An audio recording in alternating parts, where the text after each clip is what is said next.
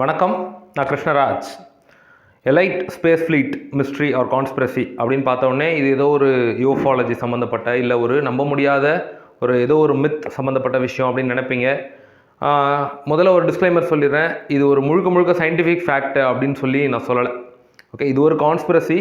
இதை பற்றி நிறைய விஷயங்கள் இதே ரீதியில் இதே கேட்டகரியில் நிறைய விஷயங்கள் இருக்குது. யூஎஃப்ஓஸ் இருக்குது, எக்ஸ்ட்ரா டெரிஸ்ட்ரியல்ஸ் இருக்குது, பூமிக்கு வெளியே வேறு பிளானட்ஸ்லேயும் அதனுடைய துணைக்கோள்கள்லேயும் அமெரிக்கா போன்ற வல்லாதிக்க சக்திகள் மனிதர்களுடைய பேஸஸ் அங்கே அமைச்சு அங்கே ஹியூமன்ஸை ப்ரிசர்வ் பண்ணி வைக்கிறாங்க. ஐ மீன் ப்ரிசர்வ் இன் த சென்ஸ் ஒரு எலைட் பாப்புலேஷனை மட்டும் சீக்ரெட்டாக அங்கே இனப்பெருக்கம் செய்ய வச்சு அங்கே பாதுகாக்கிறாங்கன்னு சொல்லி நம்பவே முடியாத பல விஷயங்கள் உலா வருது.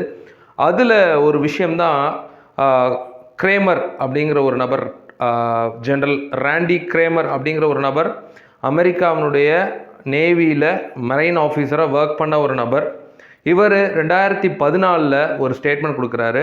இந்த ஸ்டேட்மெண்ட் படி யூஎஸ் தன்னுடைய மக்களில் ஒரு சில எலைட் மட்டும், சிம்பிளாக எல்லாருக்கும் புரிகிற மாதிரி சொல்லணும்னா அந்த இலுமினாட்டி கூட்டம், நம்ம திரும்ப இப்படி சொல்லும்போது ஒரு சலிப்பு வேறும், திரும்ப இலுமினாட்டினே சொல்லிட்டு இருக்காங்கயா அப்படின்னு. அதாவது பெரும் பண வசதி படைத்த ஆனால் உலக மக்கள் தொகையில் ரொம்பவே சின்ன அளவில் இருக்கக்கூடிய, உலகத்தை பற்றின எந்த கவலையும் இல்லாத, உலகை ஒற்றை குடையின் கீழ் ஆளணும் அப்படின்னு நினைக்கக்கூடிய ஒரு கூட்டம். இந்த கூட்டத்தினுடைய பேராசைக்காக உலகத்தையும் அழிக்கக்கூடிய ஒரு திட்டங்கள் பலவேறு வகையில் நம்ம பார்த்துருக்கோம். இப்போ கோவிட் ஆகலாம், டீபாப்புலேஷன் அஜெண்டா, இந்த கோவிட், நிறைய வேக்சினேஷன், இம்யூனைசேஷன், இப்படி நிறைய விஷயங்களை பேசிகிட்டே போகலாம். அப்படி ஒரு விஷயந்தான் பூமிக்கு வெளியே, பூமிக்கு கிட்ட இருக்கக்கூடிய சில கிரகங்களில் பூமியில் இருக்கக்கூடிய மனிதர்களுடைய டிஎன்ஏஸை அங்கே ப்ரிசர்வ் பண்ணுறாங்க அப்படிங்கிறது. ஏதோ யூஎஸ் பேஸ்டு ஒரு ஹாலிவுட் சயின்ஸ் ஃபிக்ஷன் படத்தில் வர்ற கதை மாதிரி இருக்கலாம்.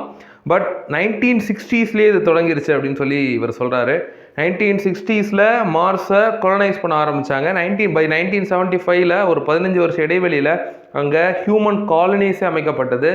அங்கே 5 ஹியூமன் காலனிஸில் ஒரு ஹியூமன் காலனியை நான் ப்ரொடெக்ட் பண்ணேன். திரும்பவும் சொல்கிறேன், இது எல்லாமே அவருடைய ஸ்டேட்மெண்ட் தான். இதை முழுக்க நம்ம அக்செப்ட் பண்ணிக்கவும் இல்லை, இதை அக்செப்ட் பண்ணிக்கோங்கன்னு சொல்லலை. ஆனால் ஏன் இதை பற்றி நம்ம இங்கே பேசுகிறோம் அப்படின்னா, இவருடைய அந்த டீட்டெயில்டு ரிப்போர்ட்டை நம்ம படித்து பார்க்கும்போது ரொம்ப ஆத்தென்டிக்காக சில விஷயங்கள் சொல்கிறாரு. உதாரணத்துக்கு, நாமெல்லாம் படங்கள்லேயும் இல்லை நாசா சொல்கிற மாதிரியும் மார்ஸில், செவ்வாய் கிரகத்தினுடைய சர்ஃபேஸில் ஆக்சிஜன் இல்லை, ஆக்சிஜன் இல்லாமல் மனிதர்களால் அங்கே வாழ முடியாது அப்படிங்கிறது பொய். அங்கே ஒரு தின் லேயர் ஆஃப் ஆக்சிஜன் இருக்குது அட்மாஸ்ஃபியரில். ஸோ சர்ஃபேஸில் இருக்கிறவங்க ஓரளவு சுவாசித்து, ரெஸ்பிரேட்டரி டிஸ்ட்ரெஸ் இல்லாமல் சுவாசித்து மார்ஸில் வசிக்க முடியும். அதுக்கு நானே ஒரு உதாரணம். 17 வயசில், அவர் தன்னுடைய 17 வயசில் அங்கே ஒரு சீக்ரெட் ப்ராஜெக்ட், நான் சொன்னேன் இல்லையா, எலைட் ஸ்பேஸ் ஃப்ளீட் அப்படிங்கிற ஒரு ப்ராஜெக்டுக்காக அங்கே பணியமர்த்தப்பட்டதாகவும், அங்கே பல பேர், கிட்டத்தட்ட இவர் இருந்த கேம்பில் இல்லை இவர் இருந்த பேஸில் 260க்கும் மேற்பட்ட ஹியூமன்ஸ் அங்கே இருந்தாங்க என்னோட சேர்ந்து. நானும் ஒரு படைத்தலைவனாக இருந்தேன். நானும் அங்கே இருக்கக்கூடிய மற்ற உயிரினங்கள், மார்ஸ் நாம் நினைச்ச மாதிரி, இப்போ நம்ம மார்ஷியன்ஸ்ன்னு சொல்லி சில எக்ஸ்ட்ரா டெரிஸ்ட்ரியல்ஸை காட்டுறாங்க. பூச்சிகள் மாதிரி, இன்செக்ட்ஸ் மாதிரியான சில உருவங்கள் அங்கே பார்த்ததெல்லாம் இவர் சொல்லியிருக்காரு. திரும்ப சொல்கிறேன், இது முழுக்க அவருடைய தனிப்பட்ட கருத்து தான். ஆனால் அவர் என்ன சொல்கிறாங்கிறத முதல்ல டிஸ்கஸ் பண்ணிவிடுவோம். அதுக்கப்புறமா இதில் இருக்கக்கூடிய அந்த ஆத்தென்டிசிட்டியை பற்றி பேசுவோம். அவர் என்ன சொல்கிறாருன்னா, மார்ஸுங்கிறது ஒரு பொதுவான இடம். மார்ஸினுடைய அபாரிஜினல்ஸ், இப்போது ஒரு குறிப்பிட்ட இடத்தினுடைய பூமிக்குள்ளே குறிப்பிட்ட இடத்துல பழங்குடி மக்கள் இருக்காங்களே, அந்த மாதிரி மார்ஸில் அபாரிஜினல்ஸ் இருக்காங்க. அவங்க இன்செக்ட்ஸ் மாதிரியான உருவங்களில் இருக்காங்க. இன்செக்ட்ஸ் தான், அவங்களுக்கு இன்டெலிஜென்ட் லைஃப் ஃபார்ம்ஸ் அப்படிங்கிற ஒரு பேர்லாம் கொடுக்க முடியாது. அந்த கிரகத்துக்கு சொந்தமான, அந்த கிரகத்திலே இன்டைஜினஸாக உருவான உயிரினங்கள் அப்படிங்கிறது ஒரு விலங்கினங்கள் மாதிரியும் பூச்சி இனங்கள் மாதிரியும் தான் இருக்குது அப்படின்னு சொல்கிறாங்க. இவங்க அந்த மார்ஸோடைய சர்ஃபேஸுக்கு கீழே தான் இருந்தாங்க. ஆனால் அதே மார்ஸில் மற்ற இன்டெலிஜென்ட் ஸ்பீஷீஸும் இருந்தது.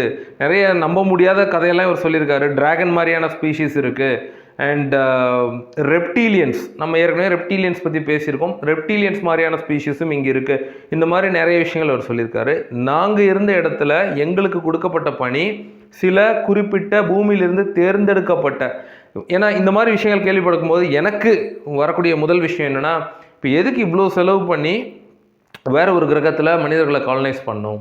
மனிதர்கள் எதுக்கு இப்போ பூமியவே நம்மளால் மாற்றி அமைக்க முடியலன்னா திரும்ப பழையபடி ரெனியூவபிளாக நம்மளால் கொண்டு வர முடியலனா ஏன் ஸ்பேஸில் போய் வேறு ஒரு கிரகத்தை வந்து நம்ம ஆக்கிரமிக்கணும் அப்படின்னு சொல்கிறாங்க. இவங்க அங்கே ஹேபிட்டேட்டை உருவாக்குனதுக்கான காரணமே எலைட் பீப்புள்.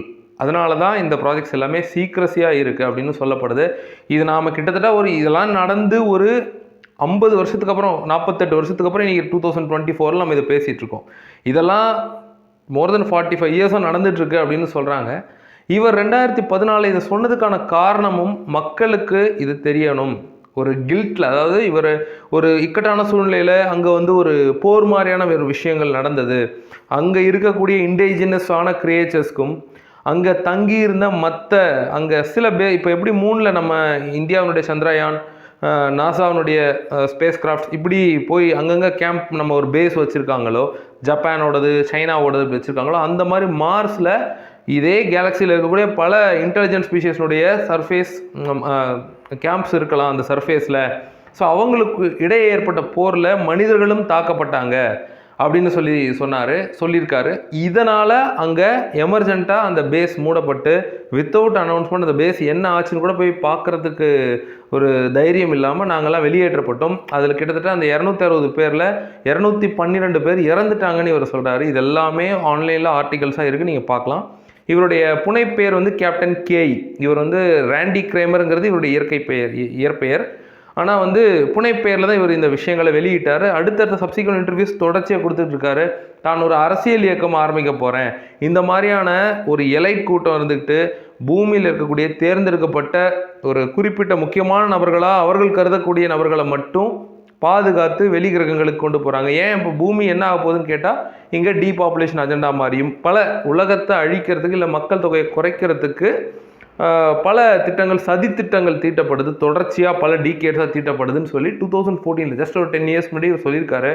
ஆனால் இதுக்கு இவர் சார்ந்திருந்த யூஎஸ் மரைன் நேவியே வந்து மரைன் டிபார்ட்மெண்ட்லேருந்தே மறுப்பு தெரிவிச்சிருக்காங்க. வழக்கம் போல் ஒயிட் ஹவுஸ் வந்து ஏலியன்ஸோட எங்களுக்கு கான்டாக்ட்ஸே இல்லை, ஏலியன்ஸ் எக்ஸிஸ்டன்ஸுக்கான எந்த எவிடன்ஸும் நமக்கு இல்லை அப்படின்னு சொல்லி அப்போ சொன்னாங்க. ஆனால் இப்போது இந்த 10 வருட காலத்தில் ஸ்பேஸ் ஃபோர்ஸ் பற்றிலாம் பேசியிருக்காங்க டொனால்ட் ட்ரம்ப்னுடைய காலத்தில்.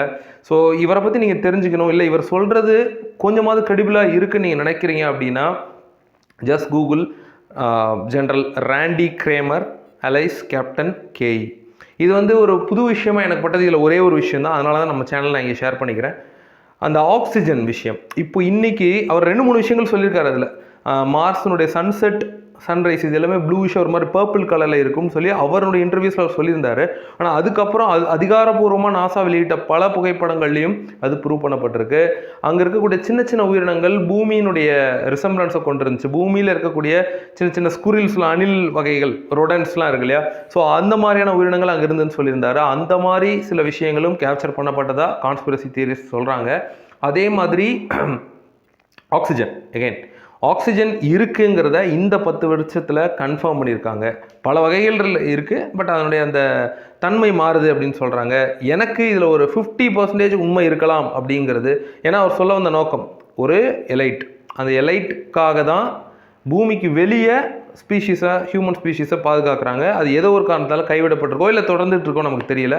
ஸோ உங்களுடைய கருத்து என்னங்கிறத ஆக்கப்பூர்வமான முறையில் கமெண்ட்டில் கொடுங்க. இன்னொரு சிந்தனை தூண்டும் புது காணொலியில் சந்திப்போம். நன்றி.